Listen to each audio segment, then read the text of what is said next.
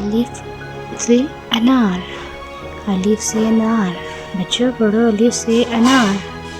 अलिफ से अंगूर, अलिफ से अंगूर। ये क्या है? अलिफ से अंगूर। अलिफ से अलमारी, अलिफ से अलमारी। हम इसे कैसे पढ़ेंगे? अलिफ से अलमारी। अलिफ से अखबार, इसे हम पढ़ेंगे अलिफ से अखबार। बच्चों ये क्या है? अलिफ से अखबार। अलिफ से अंडा, अलिफ से अंडा। हम इसे पढ़ेंगे अलिफ से अंडा। एक दफ़ा मेरे साथ रिपीट करें, अलिफ से अंडा। हम इस लफ्ज़ से बनने वाली पोएम को सुनेंगे और साथ सिंग करेंगे। अलिफ से